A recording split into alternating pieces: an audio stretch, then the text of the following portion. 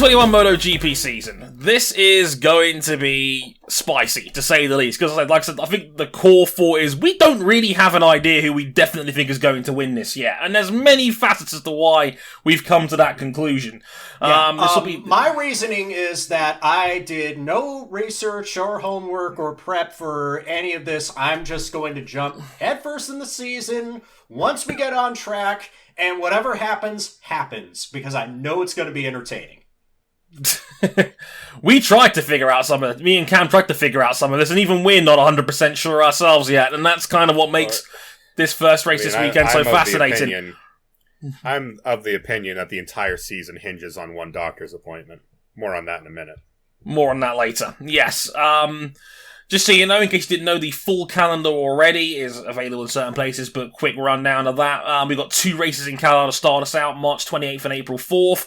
Then Portimao, April 18th. There's a very important doctor's appointment in between those 2 rounds. More on that in a minute. May 2nd, we're going back to Jerez. May 16th, we are at Le Mans. Mugello, hopefully with fans on May 30th. Maybe. Italy's kind of going through it right now. We don't know. Stay tuned on that one.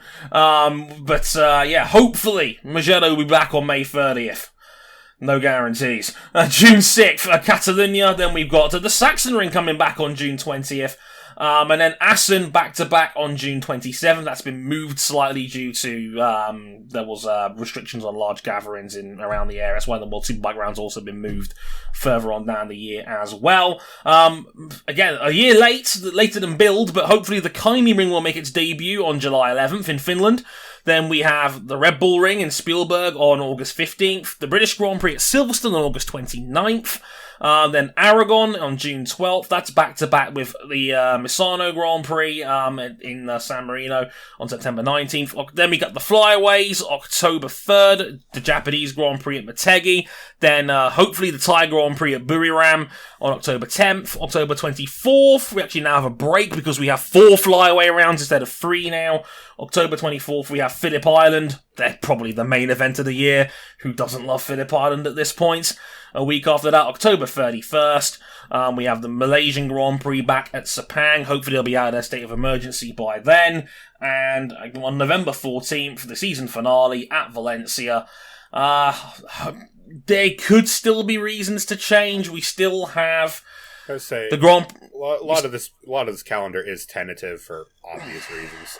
Indeed, and there's still two postponed rounds on the table. The Grand Prix of the Americas at COTA may or may not still happen, depending on what goes down in Texas. We'll have to wait and see on that one, and they are still currently rebuilding the paddock in Argentina after their horrible fire, so their round got delayed.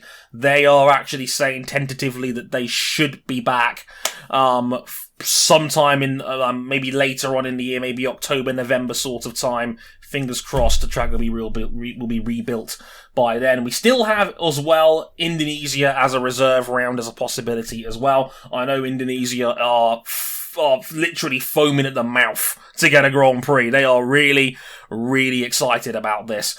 Shout out to Lewis in the chat who mentioned as well, there is a hard cap of 20 races. We currently stand at 19, so there's only room for one of these 3 races. So if the sport wants 20, we might get 20, but it will not be any more than that. More on that, obviously, as we go on through the year. So let's go manufacturer by manufacturer on this one. Now, RJ, I'll let you choose because you wrote most of this. Do you want to go bottom, or do you want to go from the top or from the bottom? Last time on our F1 season preview, we went from the bottom to the top. I think it's only fair that we switch things up a bit and go from the top to the bottom. Team Suzuki X-Star. Johan Mir, the reigning, defending, undisputed MotoGP Premier Class World Champion, and Alex Rins. Johan Mir's consistency was the only sure thing in such an improbable 2020 season. Question is now, can the sensational 23-year-old world champion do it again in 2021? Moreover, might a healthy Alex Rins, who had an incredible resurgence in the second half of the season, take that same leap and enter the title picture himself? Trey, your thoughts on our favorite team that has cashed in Money in the Bank this past season? They're a very interesting team. I mean, not mentioned as the big restructure they've had. Their main boss, the focal point of the team, Davide Brivio, is no longer with them. There's been a big restructuring at Suzuki. A lot of different guys stepping up in different roles across the board.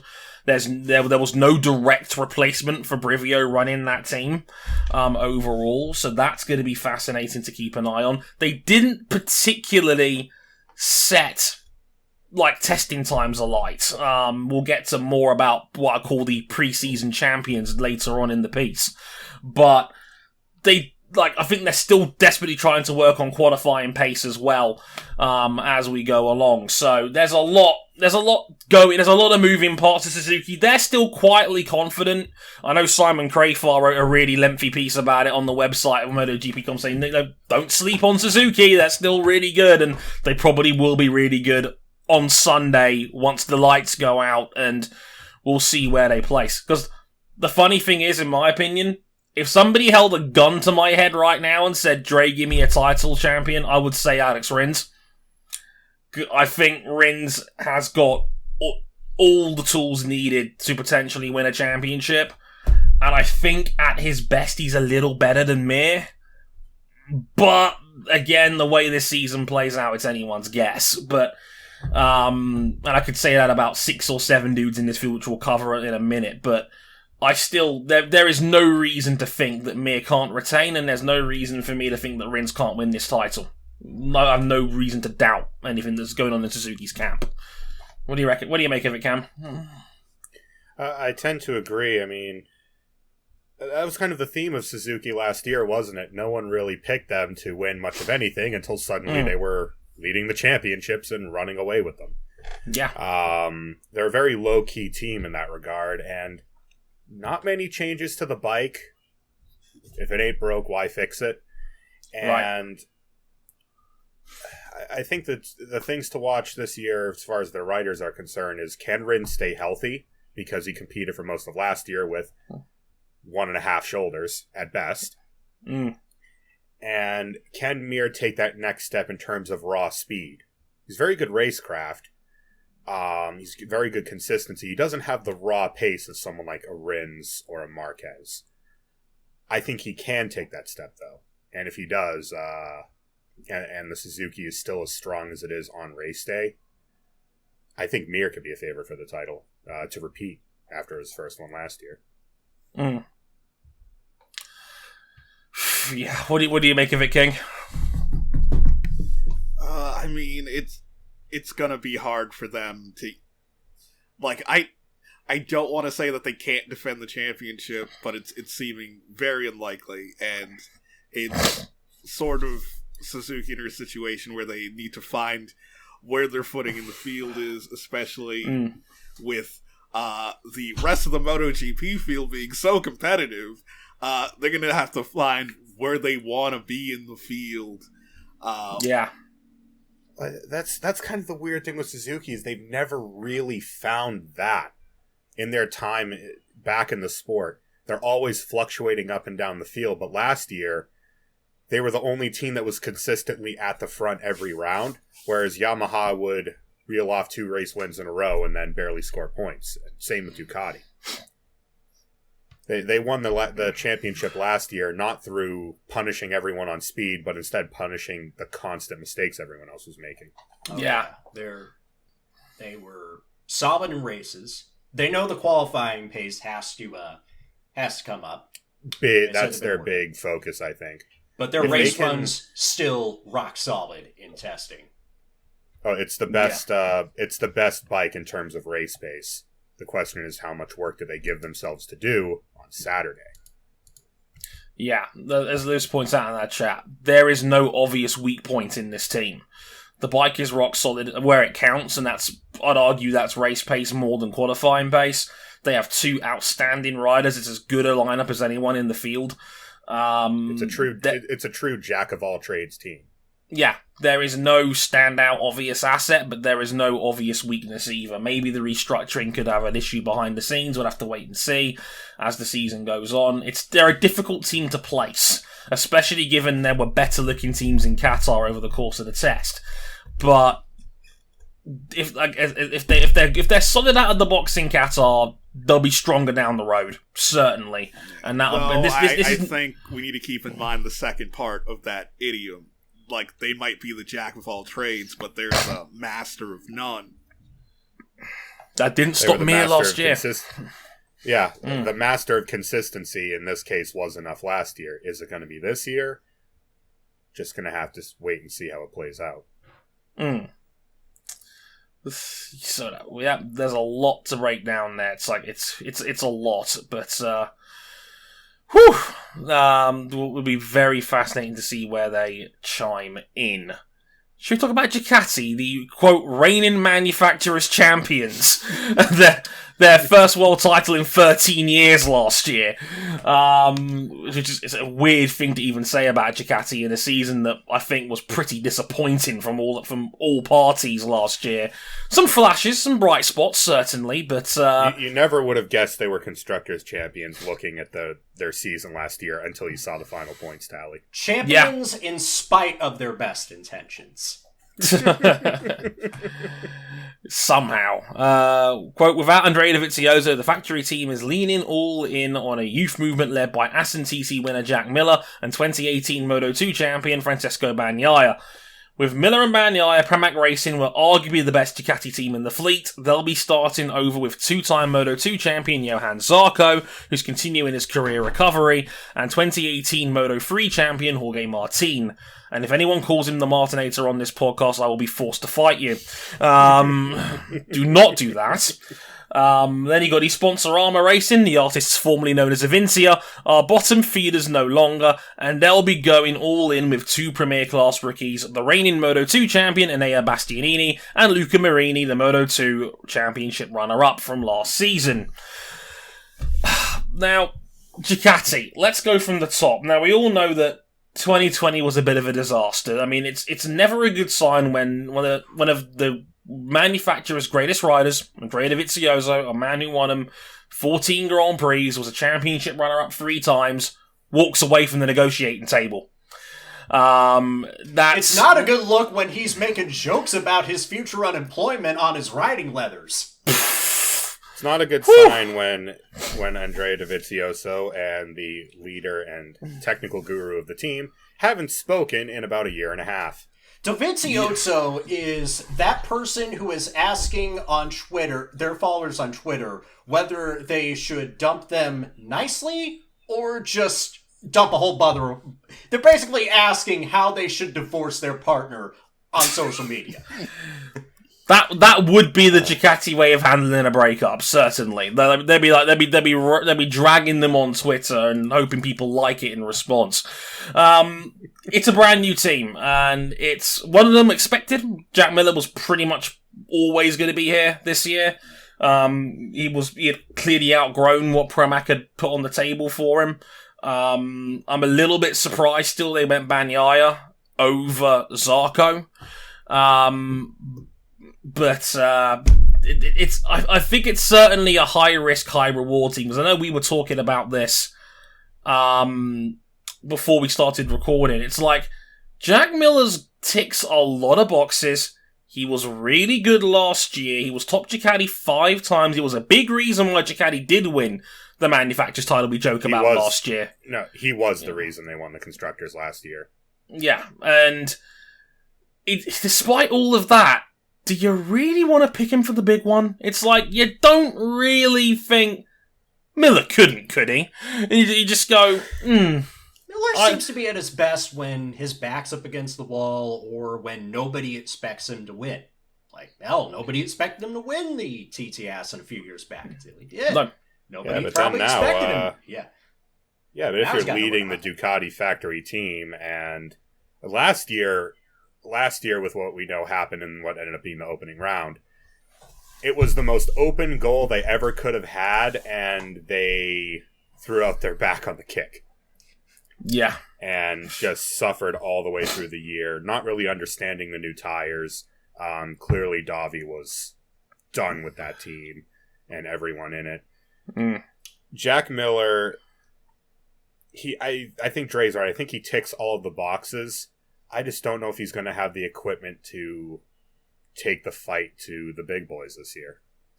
Now that he is one of the big boys. There is one guy, though, Cam, that you are all in on the hype train, though, and that is the other half of this factory team. I'm all in on the hype if he can get it under control, because Bagnaya's peaks are so high. When he's good, he is box office to watch. When he's bad, he's tumbling end over end into a gravel trap. And the balance on that is nowhere near the former to pick him as a title favorite. But I do think he's going to take a step this year as far as just learning when to just take the points and not shooting for the moon, because I think that's Pecco's biggest problem right now. It's a very high-risk, high-reward team. It's like, this is the first year I think there's now genuine aspirations and expectations out of Miller, and he's now leading one of the biggest names in the business. This is the number one seat at Ducati, a seat that's been Dovi's for the last 4 years now. Like, this is no longer Miller the plucky underdog, it's now Miller the title contender. Look at your predecessors. Andrea Dovizioso, Valentino Rossi, yeah, Casey Stoner. Yeah. You're talking all-time greats now. You're talking about some of the biggest names in the business. Whether he can lead that charge, I think his riding ability is going to be under greater scrutiny than ever before this year as well. So it's going to be fascinating to see how Miller plays up when the expectations, when the goalposts have been pushed to bigger heights now for him. Because this is no longer just a guy that was going to be scoring the odd podium. We're now talking about being expected to win. But Miller ticks a lot of boxes on paper. He's a great qualifier. He had a handful of podium finishes. He was unlucky not to win a couple of rounds last year. Like, we just missed out in Styria. I think he has the right mentality.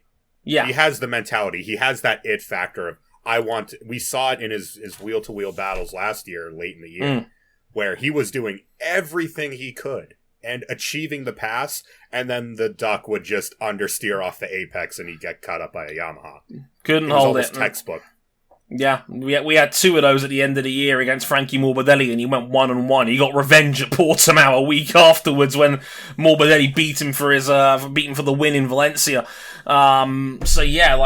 He's got flashes. It looks promising. I think I just need to see more, and it's the same with Bagnaia. The promise is there. Tucked the front too many times last year, but the raw ability is off the charts. We saw what happened at the Emilia-Romagna GP, where he should have won that race. I know Maverick was starting to take time out of him towards the end, but that would have been a fascinating race. Good luck passing that thing, because we always have to address the Ducati ace in the hole. Their straight line speed in preseason testing was goddamn ridiculous. They have that advantage back. The question is the bike good enough in the corners for that to actually matter? Indeed, and we'll have to wait and see how that plays out. Oh, fun fact, Johan Zarco unofficially broke the MotoGP all-time speed record in the middle of that test. 223 miles an hour on that Duke. That's fast. Well, 356, I think that was. Don't they? Yeah, I think it's 350. I think it was 356 in Queen's English. Fast, just to say the least. We'll talk a little bit about the satellite teams. I mean, first of all, Pramac and Johan Zarco is a very solid pair of hands. Do not get it twisted. In the standing performances he had at Ducati, and again, there were moments at the Vintia where he looked really, really fast still. So, like... And Vintia, last year's bike, sexy long lap penalties aside, so that was still so good. Zarco, we know he has the speed. He proved it almost immediately when he stepped up to MotoGP. He's also been involved in some incidents that were quite terrifying last year. Yeah. Been through the wars, that man. Yeah. His ability to balance risk and reward, not so sure on. That's do we going to be think the about question. the kids? What do we think about Martin, Marini, Bastianini? Now, I know Marini and Bastianini are going to be on older bikes. But between those three, who do you think stands a chance of being the most impressive? Hard to say. I like Martin. I like Martin for this year. Out of those three. Yeah. Martin's definitely, in the best position, because he's got a 2021 bike. And let's not forget, he was like a COVID test away from being in that title fight in Moto 2. Yeah, that's where his season pretty much fell apart when he tested positive for COVID while on holiday. He was right up there. And if there's one thing that will always stand out about Martin, it's the opposite of what us pundits would often say as deceptive speed. He has a in-your-face speed. What I like to call it with Marquez is having a fist fight with the motorcycle all the way around the track. He's box office to watch, and he makes it work. He's very, very fast. Indeed. And again, the clear advantage, he has the 2021 bike, the two Avintias do not. Also, keep an eye out for Marini. It's the Sky Racing VR46 bike as well, because we're going to be seeing two different bikes from the same team with two different sponsor colours, because Rossi bought out one seat and not two. Well, what does VR46 have to do with Luca Marini? Nothing at all. We don't mention it at any point in this podcast. Isn't that right, RJ? Valentino Rossi's half-brother is carrying sponsorship for the VR46 team. So this is kind of like a quasi VR46, but it's Avintia, but it's not Avintia officially because it's a sponsor on the racing. The bones of Avintia with the muscles and sinew of VR46. That was a very strange way of putting it, but we'll go with that. It's about the only way we can. Indeed. It's Rossi dabbling his toes in the water before having the full-on team that he's always dreamed of, which is funny because Rossi said in an interview a couple of days ago he still thinks he's got 2 more years in him. So, he's just not going to stop. No, there'll be a skeleton in that thing. It'll be like Ghost Rider by the time he's 50. He will not log off. No, never. By the way, what was Ghost Rider's MotoGP track record? Very good. Took a lot of souls. Anyway, he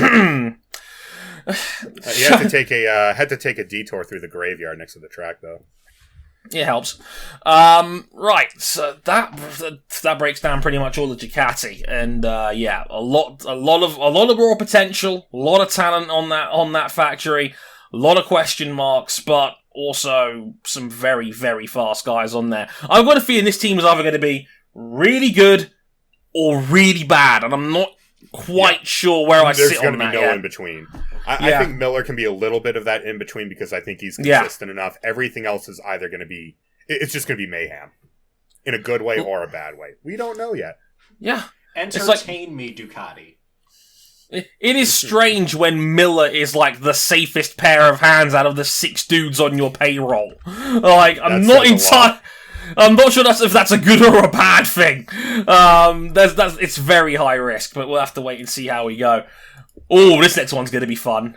On the subject of things that can either go really good or really bad, it's the Yamaha factory, including Petronas Yamaha SRT. The times are changing at Yamaha with the promotion of 3-time Premier Class race winner Fabio Quartararo to the factory team to partner Moto3 champion Maverick Viñales. Viñales and Quartararo on their day and with the universe in alignment have elite pace, but can they finally make a consistent bid for a championship in the top flight? Valentino Rossi isn't content to walk away just yet. The 9-time world champion, 7-time Premier Class champion moves to SRT to keep his fight for a total of 10 titles alive. In the other quarter, though, Franco Morbidelli seeks another year of giant slaying excellence on a 2-year-old bike. How do we feel about this one? Oh, Lord. I don't know how successful they're going to be. But the Fab and Mav show are going to be entertaining as all hell. Those two are going to hate each other. They're going to hate each other. There will be violence. One way or another. We're bringing back Road Rash for the 21st century. There is two secret weapons here that I think people don't want to address. Fabio Quartararo's now got a sports psychologist, which is a big deal. I respect and appreciate the fact the man realised that maybe his mental game for the nature of his job was maybe a little lacking, because we all saw how his season collapsed towards the end of last year. And Maverick has something that I think a lot of people do not take on board until it happens to them. Big dad energy. Because he's had a very busy off-season. He got married to his longtime sweetheart. And he's going to be a dad later this year, fingers crossed. He's got a baby girl due later on in the year. So, Daddy's coming home, everybody. Kids change people. Like, it motivates them. It changed. Like, it happened to me in school so many times where guys just develop. But on a more serious note, if they get the operating window right, they're going to win the championship. There is no doubt in my mind about and that is the same thing we've said about Yamaha every year since 2017, because Yamaha are the kings of the hypotheticals, and nowhere is that more prevalent than with continuing and lead rider Maverick Vinales. Right, but I just need to take one brief little tangent here. Dre, how many dads were in your school? How many of your classmates became dads? How many people in Dre's school were getting their fuck on? Too many. Okay, back to Yamaha. Back on track. But Maverick can't keep doing this. No. We can't keep hyping him up every year. He can't keep setting great times in testing and practice and qualifying, only to get into the race and fold like cheap cardboard. He can't keep being king of the hypotheticals. He has to put it together in the race. We know he's fast enough. We know he's great wheel to wheel. He's the best front runner in MotoGP. That's not entirely a backhanded compliment. No, look, he was. I'm with RJ. He still is. Like, if he has a bike that can get to the front of the field, he wins. It's as simple as that. It's even more of a lock than a Marquez win up the front. If Vinales has the pace, he's untouchable at the front of a Grand Prix. It's as simple as that. Ifs and buts and candies and nuts and all that good stuff. That's the problem. Yeah, and as last year he didn't have the tools to do that. No. He was shortchanged on practice due to Yamaha's Universe Brain engine strategy that cost him the Constructors' Championship, probably. And too many things have to go right for Maverick to be effective. Right. It's a very, very narrow window. And I say this, we're saying this about a manufacturer that won 50% of the Grand Prix last season, but they were so spread out that it ultimately didn't matter. It's a very strange scenario.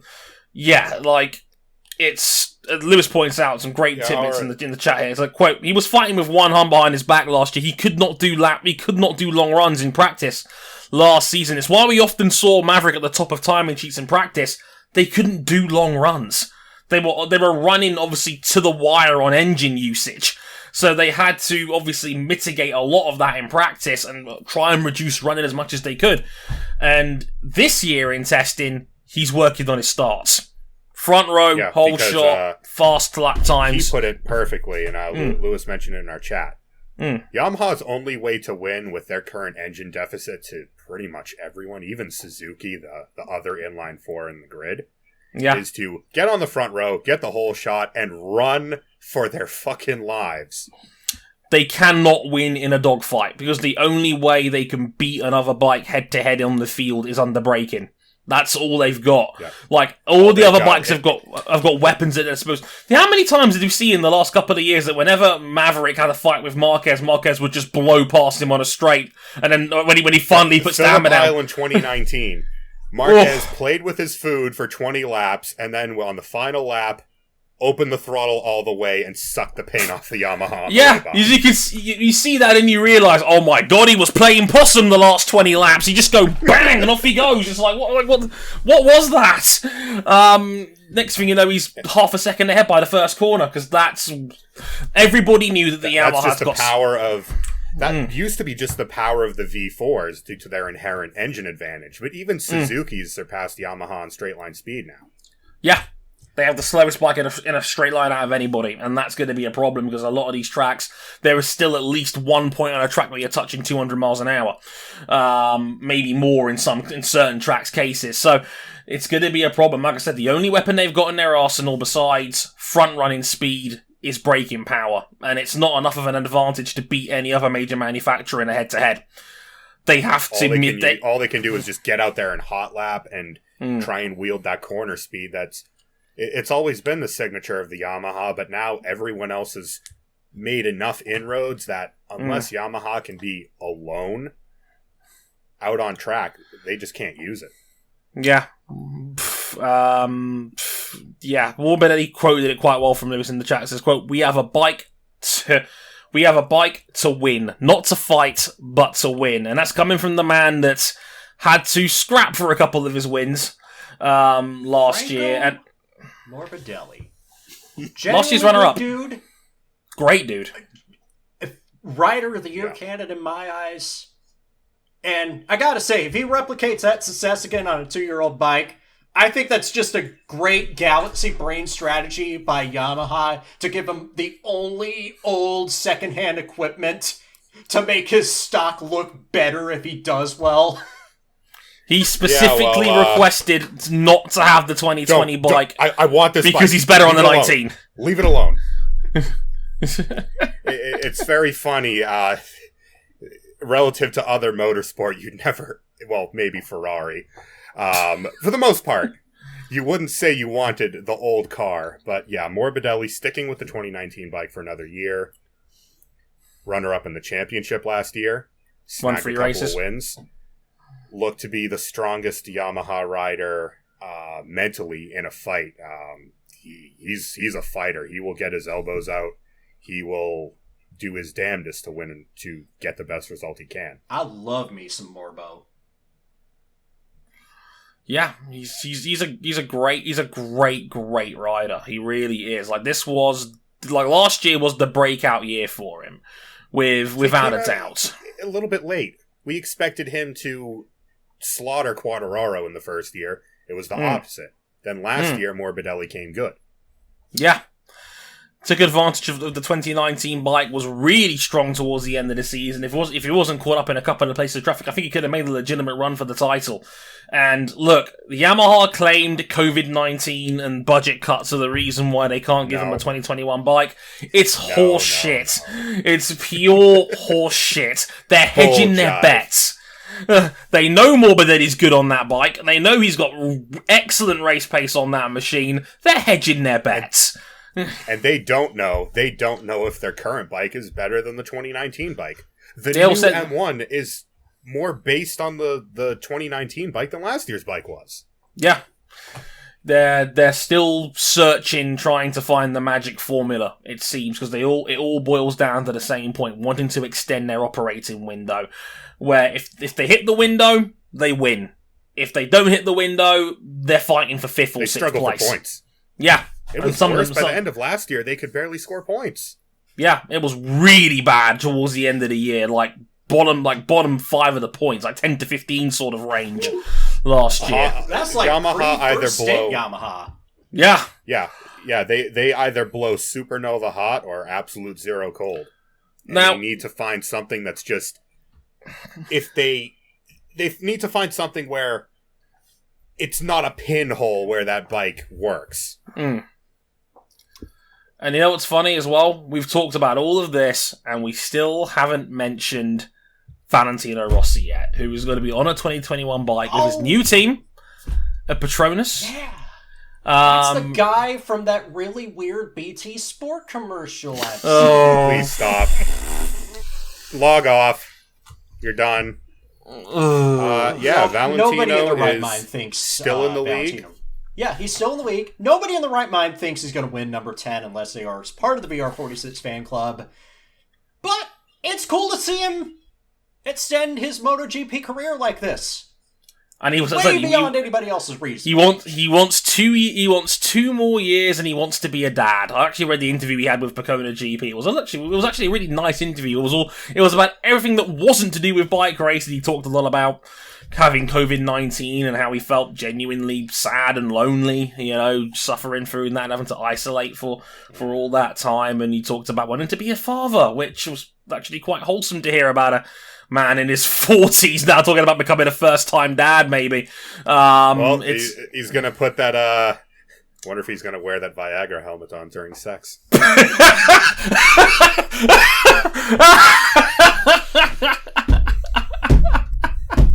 Well, we know which vaccine he's taken.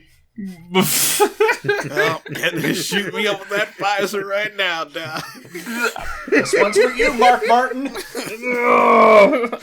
think that COVID vaccine had a little extra product in it. Some extra spice. So are we going to see over the course of the season he's going to bring back the Viagra helmet with like less and less pills in the packet? As the season goes on. God bless him. I think Valentino really needed a change of scenery. I think his time had run its course on him with the factory Yamaha team. Yeah. And I like how he put it. They can change her dress. It's still my M1. Mm-hmm. And on a 2021 bike, I don't think he's going to do as poorly as some people might be thinking. I don't know if he's going to necessarily be going for race wins, but I think we'll see a little bit of a revitalized Rossi this year. Yeah, I would love to see that. I'd love to see him get at least one more win before he hangs up. I'm not thinking 10 championships. Right. I think that ship has long sailed. It has sailed far away into the ocean and then gotten beached and clogged up the Suez Canal. And what I was going to say was that a lot of this might be down to Quartararo's performances on it last year, but on paper he's joined the better Yamaha team. So, it could stand for a positive spin for Valentino out of all of this. So, one to certainly keep an eye on. Now, next on the list... And we didn't actually talk about that guy that came into last year talking all that good shit, reeled off 2 wins, and then... folded quite badly. Yeah.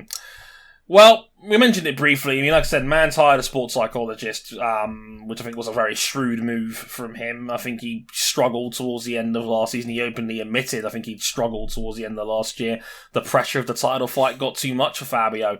But we are still talking about a, 22-year-old kid here in his 3rd season in the sport. He's a phenomenal talent. Jesus, he is fast as hell. His sheer speed is just unreal. It's good. And I think this last year, will have taught him something that maybe it's better to walk before you can run. Because, after Marquez went down, well, even before Marquez went down, he was talking himself up as the main challenger. After Marquez went down, we thought he would have been the favorite alongside Davi, and that just the wheels fell off. None of that very worked quickly out on his title challenge. Right. No, what I was going to say is that in terms of raw speed, it's Mark, Maverick, and Fabio, and then it's everybody else. That is the elite trio when it comes to raw, top-end, ultimate pace in this sport. That in itself is a huge asset. If in the MotoGP qualifying session, pretty much until the middle of last year, it was one of those 3 on pole. Pretty much guaranteed. Raw speed helps you. Raw speed helps you everywhere. It can hide a lot of problems if you're just that fast. Yeah. If he gets the mental game down, look out. There's no reason why he can't win this championship, as far as I'm concerned. So, I think he's an immediate favourite if he keeps his head screwed on. If he's that's fast, he's going to be a problem for everybody in the field. Big problem. Speaking of big problems, think we'll let King take this one. I'm not reading that. I'm not reading. I'll read it for him. KTM, they're no joke anymore. And two of the riders that helped finally establish them as a winning constructor are now the leading men of the factory team. Brad Binder and Miguel Oliveira, who combined for 3 wins last season. Danilo Petrucci is moving over to satellite outfit Tech 3. The well-liked veteran will partner sophomore Iker Lecuona, who hopes for better results and fortune in his second year. King, Binder, Oliveira, Petrucci, The Lord Lecuona. and the dentist together at last. It feels like me being the optimist here. Well, I'll say, feels like we're in a situation similar to Suzuki, where we're definitely not going to win the championship, but I hope we find our footing somewhere in the top third of the field, please. This is less optimism and more desperation from King. Not a great test, and they did admit that this track really does not suit what the KTM's all about. No.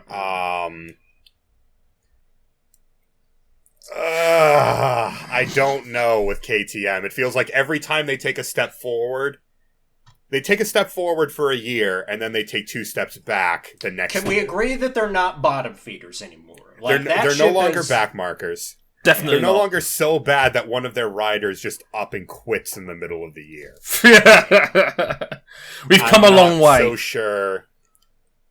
I think they're either going to reach higher heights than they did last year, or they're going to kind of crash back down into the middle of the points. You know what? That'd be a real shame, because you think of the core of what's made KTM what it's been in the last 5 years. The 2 dudes I would circle on the top of that list are Brad Binder and Miguel Oliveira, all the way through the classes. This was destiny. This was always going to end up being this KTM team at some point. This was written in the stars. Yeah. Binder won a world title. Oliveira, runner-up in Moto 2, runner-up in Moto 3. One of the most, I still think, even with the 2 wins he got last year, one of the most underappreciated talents in all of the MotoGP. He's a fantastic rider. He really is. Been saying that since he was in Moto 3. Dre, what you said about the raw pace, the raw pace standings.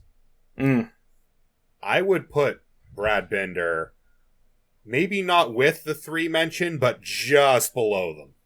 Needs better equipment to really prove it, but Binder if Binder is dialed in, he is an insanely fast rider. Real good, y'all. It was watching him during his win last year. Oh my god. That was man and machine perfectly merged together. It was box office. The thing is, though, they're going to be leaving big shoes to fill, because Paul Espargaro was a weapon for this team last year, and if anything... Paul Espargaro, the best bad bike rider on earth. Yeah, he really is, and look, Paul left a lot of points on the table last season. That was the biggest problem I had with Paul Espargaro. He actually had, I think it was 5 podiums last year, but they were all 3rd places. And there were races he could and maybe argue should have won, like in Brno. The Binder Miracle probably should have been a Paul Espargaro win. He had more raw pace than Binder on the day, but of course got caught up with Zarco's incident. And yeah, they are still very raw, still kind of new, but they have 2 insanely talented riders and a bike that can actually win races now. On their day. It's a good formula on paper. Mm-hmm. How we feel about Tech 3? Tech 3? What if Tech 3? Get out of my head, RJ. I'm feeling very mid on one seat and pretty high on the other. Orange is how I feel about that team. It's extremely orange. I think they actually won Simon Patterson's livery championship. You should have taken your walls, painted them orange, worn an orange shirt. Yeah. Stained your desk orange, because that's how orange this Tech 3 is. Ooh, I actually, so orange. I actually, Orange arrows from the early 2000s F1. I actually want the thing is, the Tech 3 bike looks far closer to an actual KTM factory bike than the actual KTM factory bike. Right. Red Bull gives you wings. What can I say? Well, that's kind of the dynamic that Tech 3 has had. Is really they're more like a factory B rather than a true satellite team. They all get the same parts, so there's they're no all on factory bikes. Yeah, Danilo. Dre, your usual line of if the best thing you can say about a driver is that they're a really nice dude, there's probably a problem. In the dry, in the wet, Petrucci's phenomenal. One of the best in the field, if not the best. Oh yeah, in the we number saw one that in my opinion. We've seen that time and time again. In the dry, Best wet rider in the world. Yeah. He's the best wet weather rider in the world. In my opinion, he's been every time it's rained in the last 5 years. Petrux has been a factor, pretty much every single time. He's got to win in the dry. I've been raining over 2 years. He does. It was on a Ducati in Austria. Mugello, it was, and that was that phenomenal free wide final. Yeah. It was Mugello. I was thinking of that one. Yeah, it's strange because it's like Petrux started his time at the factory Ducati team well, had that win, immediately declared, "I'm helping Dovi win the title," and he's never been the same guy since. No, because Marquez heard him say that, and Marquez chose violence for the rest of 2019. I was like, no, you don't, sunshine. Now, of course, I think some of that is Ducati's development. We've talked about how their relationship with riders weren't great. We all knew, essentially, Petrux was a dead man walking going into 2020. We all knew Miller was taking his seat. There was already rumblings about that towards the end of 19. There was like, we might swap him for Valencia. So Petrux was always a dead man walking. So you can't do that. You can't put your garage into that level of disarray. No, it's a mess. Yeah, it was a hot mess. I think Petrucci's going to be glad to get out of that environment. Oh, yeah. I don't know what to make of Lecuona in MotoGP this go around. I hope for better. We've seen flashes. We've seen really good flashes. Yeah. We've seen a lot of not so great flashes. He's no Christophe Paulson. Oh, that's a reference. Please. Whew. No, he's got flashes in him. He looks like a guy that doesn't look out of place in this class, and that's always a good start. Whether he can build on that, whether he can run along, he's got 3 very, very good riders around him. That's the problem. Like Binder, Oliveira, and I think Petrux is definitely problem with better. KTM. The problem with KTM is not the riders. No, it's the bike. And getting that they have a treasure trove of excellent riders. The bike was a lot better last year. Lewis talked about it in our chat here. Yeah. Qatar, maybe hold off on judging that. If they have issues in Portimao, they're probably screwed. That's going to be the litmus test. And remember, Miguel Oliveira just cleaned everybody's clock in that race a year ago. Grand Slam victory last year. It was a Grand Slam victory. Pole, win, fastest lap, led every lap over the line and won by 4 seconds. It was arguably the underappreciated ass whooping I have ever seen in the year 2020. And a year that didn't really have very many of those, amazingly. But yeah, 2 of the biggest flashpoints of the year came directly from Miguel Oliveira. That win in Portimao and that overtake in Styria. He's box office. Keep an eye on that KTM team. It's going to be very, very fun to watch. The KTM team, if Petrux goes back to his Pramac form, you'll be very, very good. They're in good shape. Yeah. And I think this is a little bit of a mental reset for him. Yes. If he can get into that headspace, I think it's going to be a much better year than it was. And I'm pulling for him because he is such a nice bloke. He really is one of the most lovely guys in the paddock. No one has ever had a bad word to say about Petrux, ever, apart from Alicia Espargaro. So when we didn't believe him, because no one ever takes Alicia Spargaro's side in an argument, even when Jorge Lorenzo's involved. Jumping the gun a bit, but do we take this is jumping the gun a bit. Do people take Alicia's side more than they do Jorge Lorenzo's side in an argument? In 2021? I'll get back to you on that one. It's time. It's time. It's the moment you've all been waiting for. Honda. Repsol Honda. Mark LCR Marquez. Honda. Mark Marquez is finally back. Well, soon. No. Yeah, soon. He will miss the first 2 rounds in Qatar, with another doctor's appointment scheduled just before round 3 in Portimao. Convenient. For now, former KTM ace Pol Espargaro will lead Repsol Honda to start the year, as both he and Marquez, when he returns, aim to pull this team out of the doldrums of their worst season since the oval piston nightmare of 1981. Alex Marquez flipped the switch and turned it on in the second half of 2020, and now at LCR alongside Taka Nakagami, the satellite Honda team features 2 current factory bikes for the first time, and have 2 riders hungry for their first top-class victory. What a shambles last year was for Honda. Alex Marquez dropped from the factory team before he'd even turned the wheel in anger, and then Marquez snaps his arm. The mother load came down on Repsol Honda very quickly. Every ounce of hubris they've tried to ignore, all their laziness with just letting Mark do all the work as their bike continually got worse and worse, was thrown right back in HRC's face. Me, raping. Yeah, this is awesome! Mark Marquez is winning this on his sheer riding ability and his alone! Wait, what the fuck?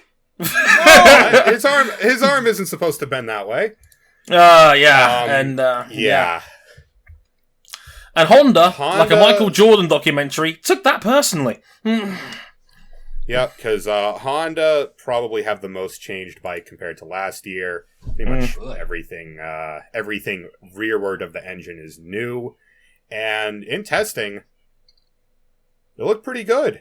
And to the surprise of many, Pol Espargaro adapted to that Honda pretty much immediately. On the second day, he already looked very much at home with it. For those guys who don't know, Stefan Bradl will fill in for the first 2 rounds on that Repsol Honda. Yeah. There'll be no shot call to Andrea Dovizioso, even though he put his head through the door last month saying, "Hey Honda, if you need another rider, you know." We're already through with you. We tried you in 2010, Dovey. Honda also crashed a lot in preseason testing, as this bike is still, despite their attempts to tame it, a little bit violent. And, I was like, RJ, do your favorite Booker T impression again? Tell me, we did not just say that. The amount of times Alex Marquez crashed in preseason testing. Oh yeah, where he crashed 5 times, 5 times, 5 times, 5 times, 5 times. 5 times, including one where he broke his 4th metatarsal in his right foot. See, I was wondering which Booker T line you wanted me to say. There's a lot, to be fair. It's like he hit us with that Wayne Rooney 2004 metatarsal injury. He had to sit down for a whole day of testing because of that injury. He was declared unfit. Alex was like, I've done this before. It hurts, but I mean, I'll be fine. Yeah. So. It's there's a lot to break down. It's very much an experimental brand new bike. Pol Espargaro looks quick, but trying to find the sweet spot is going to be probably the difficulty in Honda going forward. And of course, the $1 million question: just when is Marc Marquez due back? And that is where this entire season depends on that April 12th doctor's appointment, because if he comes back for round 3, and Mans was on the road-going MotoGP bike, the one that Honda built in 2015, how convenient that, you can't test race-spec bikes, so we just built one that you can ride on the road. Yeah. Production bike. The RC213 VS. Yeah, he was already hammering the front tire into the ground as Marc Marquez If loves you to had do. any worries that Marc Marquez was going to look rattled, rusty, No, or not shell in of the his least. former self once he got back on a bike, I'm here love to the tell progression. you right now. RJ, I love the progression of it. Day one, he was allowed back on a bike. He was on a mountain bike. Mm-hmm. And then they put him on a mini bike the next day.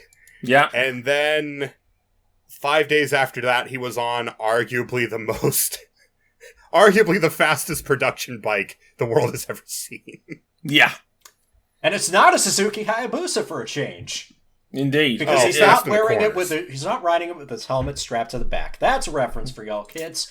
Post RJ, I swear, if Marc Marquez shows up to the third race with gauged earrings, I am punching you right in the mouth. Look, if he's back for Portimao and at 70%, he's immediate title favourite. yeah. Who else can we say in motorsport? Oh yeah, he's 70%. He's going to None. win the title. None. He's the biggest he's the biggest freak athlete I've ever seen my in God. motorsport. He's the only guy I talk about in this sort of context. Like, he could come back and probably not be 100% and still be competitive. I remember Probably. when Marc That's the Marquez was just in the Premier class telling people that don't give a shit about motorcycle racing, just like, yo, look at this dude. Look at the way he rides with his elbows dragging on the pavement. Yeah. Day one on the RC213 VS, he was dragging his right elbow. Yeah. Elbow down with the bad arm. The man is fearless, but I think that's also why he sat down with the doctors a couple of days ago and said, look, doctor's decision. They checked up on the bone, Mhm. and where Mark wants to be is, we know how Marquez finds the limit. He Mhm. goes into practice and goes wipes out over a couple bikes to find where the limit is. He can't do that while his arm is still healing. So he wants to be at the stage where if he falls again, the arm isn't going to be a worry that is going to refracture. And that's the right play. He's thinking long term. He's thinking, I could either come back too early, maybe win, or end my own career, or wait a little longer, come back, probably still win, and not end his own career, and probably rack up a few more championships. Yeah, he's got a really good chance. If he's clear for Portimao, he's got a good chance. Even with the 2 races he misses, he could still win the championship. I mean, I know that's the coldest take in the book, but it's true. Well, and even that, what we talked about all through this season preview is how there's different people who have chances this year, because no one is this overwhelming title favorite. Except him. He can come back, and unless one rider wins the 2 opening races and is just reeling off race wins left and right, which is the opposite of what happened for our champion last year, where Mir came close to winning the title without winning a race. Yeah. Marquez could realistically win 10 races this year. It wouldn't be outside the realms of possibility. And look, like that, if he comes back at Portimao, at worst, he's down 50. And he probably won't be, given how last season played out. We had no hot streak. We had no guy really go on a run. I don't think 2 races I would constitute as a podium streak. Yeah. It was the podium streak for Mir. And if the rest of the field beat each other up, it only makes the door that much wider for Marquez and runs them over whenever he's allowed to come back. You know, so we'll have to wait and see how this plays out. My gut tells me he'll be back for Portimao. And if he is, everybody's immediately on notice. Another fun note from his recovery: walking into the hotel where everyone was training, and everyone's jaws hitting the floor as he walked. Yeah. Talk about Rep Swole Honda. Yeah, he was. Rep Swole Honda. I didn't get the story about this. Apparently, he'd flown out to Doha only to get the vaccine, because MotoGP decided to take Qatar's offer of offering the vaccine to the paddock, which they did. So Marquez flew out to Doha to get his first jab of the vaccine, then fly back. And apparently, he was in the gym where everyone else was training, and everyone was just like, "Sup?" And there's Marquez in the gym training his arm, looking like he's a fucking gymnast. I imagine. him walking through the door, and it's like when the Minister of Magic saw Voldemort. He's like, he's back. We do not condone anything else that J.K. Rowling had a hand in. 15 minutes left. Yeah. To talk about like Paul LCR a little Espargaro bit. doesn't look like buyer's remorse from Honda, which is good. Outs Marquez and Taka Nakagami. Oh, I want Outs and Taka to do well at LCR. Oh, I want them to do. They were so close last year.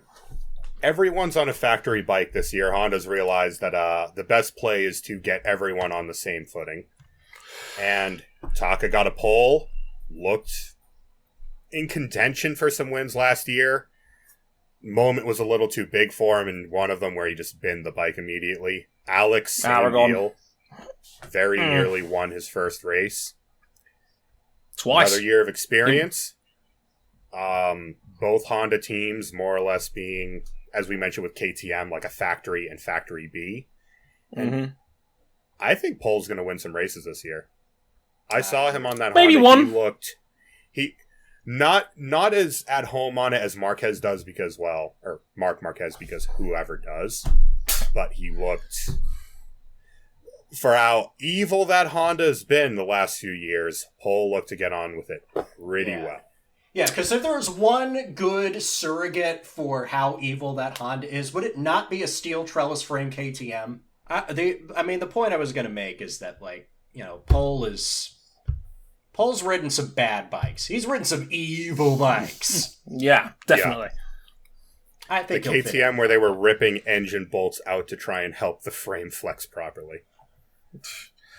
Yeah, so there's a lot. I think Paul's going to do well. I think Alex is a slow learner, as we've seen. A year under his belt is going to be a world of good. And Taka, please get that first win. I want to believe.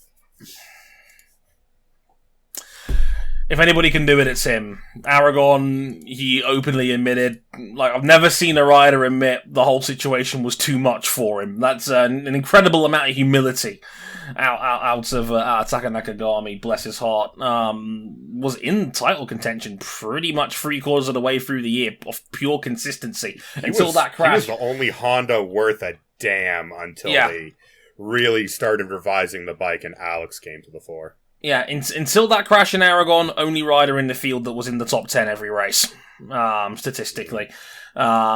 He's he's fast, did good stuff with Marquez's data last year. Alex Marquez, again, at his limit, we saw a couple of times last year, outstanding talent. My word, for a rookie to do that on a couple of occasions, I think, again, Le Mans in the rain, and then Aragon in the dry, running pretty much toe-to-toe with Alex Rins, who's as good as anyone in the sport on his day. A bona fide multiple race winner. Very, very impressive disease. Yeah, the Alex and Alex show. That was a very impressive showing indeed. So again, more of that, Alex, please, for the life of me. Let's get Aprilia out of the way. I'd like to nickname them the pre-season champions, Aprilia. Every year. The tragedy of Aprilia's struggle to break out of MotoGP obscurity is that Fausto Grissini isn't here anymore. Vero and Alicia Espargaro will look to lead their forward progress, and Lorenzo Savadori is the unconventional choice for a golden chance in MotoGP, earned with a strong record in superbikes and a good amount of spot starts in 2020. It wouldn't be Aprilia without controversy. They could not find a rider for that second seat for a good while. They tried Marco Bezzecchi. He turned them down. They tried Lorenzo. He turned them down. Iannone, no, he really is going to be banned for 4 years. He ain't coming back. Roberts, I want to stay where I have a chance to win. Yeah, and then they dropped Bradley Smith for 3 rounds out towards the end of last year and put Lorenzo Savadori in for seemingly no reason. And now he's there with them in that second seat permanently, and Bradley's left the team altogether. Way to go, Aprilia! Maybe this will be the year. For as good as they looked in testing, and they did look much better in testing last year. Much better. Than they have in recent They looked years. so good, Andrea Dovizioso was just like, hey, can I get a redo? Which, yeah, he is going to test for them. I believe that was confirmed. Next month, yeah.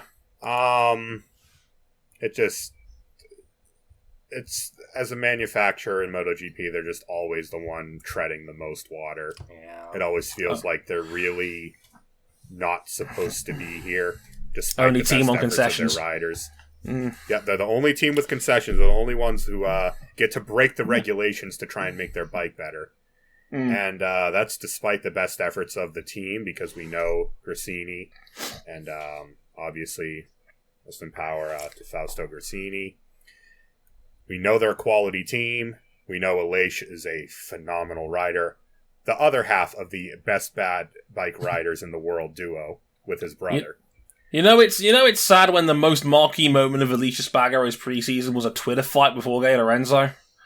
But Jorge Lorenzo is always they are getting a the fun Twitter time. beef now. That's his thing. He's become the Shannon Sharp of bike pundits. No, it really isn't. Right, though? No, he's the thing is, he's wrong up until the point he says, but I'm a 5-time world champion. Hey, Bask in that my makes glory. That makes a whole lot of problems go away, along with Lorenzo's love of cheese. Look, I don't expect anything out of Aprilia this year. Maybe a slight improvement over last year, but that's only because last year was about as bad as you could possibly go as a factory MotoGP team. They'll obviously be a huge sentimental favorite, given circumstances. And Aleix is a solid rider. He's been a solid Always has rider been. for over a decade in the sport. In Christmas, he was he's- he was the king of the CRT class. He was the king of the CRT class. He's the second most experienced rider in the field now. He's one of only two. Damn. He's one of only two dudes left who rode an 800. Valentino's the other. Say he and Valentino. Wow. And he seems to be the only person who can consistently make that Aprilia do anything, because the other guy who could got himself banned. I would love to see Lorenzo Savadori do well.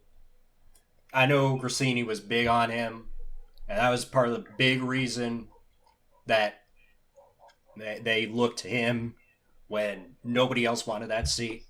It's an out of left field choice, and I'm a sucker for those. I love when Toro Rosso got Brendan Hartley. I know it didn't work out, but I love that they even thought of it. Pain. It's also pretty telling, isn't it, that they had to more or less beg and cry for anyone to get on the second seat at that team. Joe Roberts knocked them back. Yikes. A Moto2 rider who had like one good weekend, being the opening weekend of last year, and was otherwise kind of anonymous. Yeah. He was like, why would I stay here? Why would I go to you guys? Yeah. Here's hoping. I would love to see them do well for Fausto's sake. He deserves a good Gresini team. A team that not really is challenged at the front. Gresini deserves. Yeah. Gresini as a team deserves some respite from the pretty awful streak they've been on, because we know from the past that this is an incredibly high quality team. Yeah, here's hoping, because they've not been really up the front since the days they had Alvaro Bautista ride for them back in 2013. Really was the last time we really saw Gresini up the front, and that was in a time where independents just didn't do that on a regular basis at all. So I would say that was on the production Honda, was it not? Scott Redding was on the production Honda. Yeah, his teammate that year. Yeah, he deserved better as well. That was the year he was yanked. Like the year before, he was robbed of the Moto2 title because of a diamond cut Phillip Island layout that nobody was prepared for. Broke his wrist that weekend. Never recovered. Yeah, I've always had a level of empathy for old Scotty for that very reason. But yeah, it will be great to see a competitive Gresini again, with the sentimental reasons behind it as well. But, gentlemen... Please, and a final note on Aprilia, please keep the tribute to Fausto on the winglet on the front of the bike. That's a wonderful touch. Yeah, please do. That'd be lovely. Gentlemen, who are you picking for the title?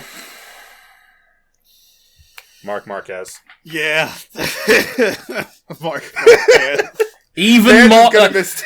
this is like the prop bet of Marquez -2, and he's still getting picked. It's like those football bets you do where the handicap's in play, and it's like, Man City -2 against Brighton, still taking City. RJ, it's hard for me to pick against Marc Marquez. It really is. If he's just missing 2 races, Marquez is my guy. What? Same for you, King? Yeah, I said Marquez. Yeah, well, I mustn't heard you there. I want to be that guy so bad and be a contrarian, but the logic in my head can't go against it. I would still probably take Marquez -3 to win the title, even if he debuted at Jerez. Like, that's just... Jerez is round 4 or 5? 4. Missing 3 races, and he's still your title favorite. He's that good! Lord. He's that good! That good! He is motorsport's equivalent of the Game Genie. He's just that good. He's just that cracked. It's ridiculous. He is not a cheat code. He is the entire Game Genie. Pretty much. That'll just about do it here, folks. We're really excited for this season. Like, if Marquez didn't exist, we'd have made this sound even more dramatic because we would have no idea. In fact, before we go, who's runner-up then? Oh. There you go. Now everybody's scrambling. I'm going to go with... Go ahead, King. Yeah, runner-up gut feeling. I have to go with Quartararo. Fabio Quartararo, runner-up. I am going to go with a spicy Jack Miller. I think it's going to be Johan Mir. 4 different names. I'm going to say Alex Rins. Ooh. 4 different names for second. You'll keep an eye on that second bet over the course of this. I think that might be a bit more interesting than the first one because, again, I feel so bad for Mir. We joked about BT Sports commercial for the new season. He's not in it. I've mentioned it on our Substack page that Mir's... leave out your world champion. Yeah. The man's got 25,000 Twitter followers. I know F1 fangirl accounts that have got more followers than Mir does. You know how bad that is? Jesus. Oh my god. I want him to be a megastar, because Mir is a very mature, well-disciplined, good boy. I called him the truth. He's a good boy. Good. Get behind Mir, people. Get behind him. Just don't pick him for second place in the championship unless your name's RJ. It's not a good world when John McPhee's got almost as many Twitter followers as he does. But, you know, it's... God. Yeah, I found that out the hard way. It was something that Lewis told me down the phone about 3 weeks ago. I was like, he's joking, right? And I checked it up and I was like, oh, for fuck's sake. I was just like... It was not a nice sight, but here we are. But, we can't wait. It's the real main event this Sunday. Do not let the F1 race in Bahrain fool you here. As the 90 minutes runs out, we got that perfectly. That's just about on the money. It's perfect. This weekend, March 28th, Qatar, first of 2 races down there. Can't wait. We'll be all there to talk about it in a separate podcast, probably episode 295 next week. But we'll wrap it up. YouTube.com/Motorsport101. Don't forget, comment on Formula One's 2020 season preview part 1 if you want a chance of an Elite Pro account on Fantasy GP. Check that out if you haven't already. Facebook.com/Motorsport101. Twitter @Motorsport_101, @Harrison101HD, @RJ O'Connell, @Ryan Eric King, and @CBuckley917 for our personal handles. We're on our website, motorsport101.com. We are on Patreon. Patreon.com/Motorsport101. $5 gets you early access to all of the audio editions of our show. $10 for the supporters club on our Discord server and all the videos as well. You can check us out on Instagram as well. Motorsport101 Pod for updates, extra tidbits, all of that fun stuff as well. Thank you all very, very much for watching. Mainstream Motorsport back this weekend. Let the games begin. Until then, sayonara. Later, y'all. Bye.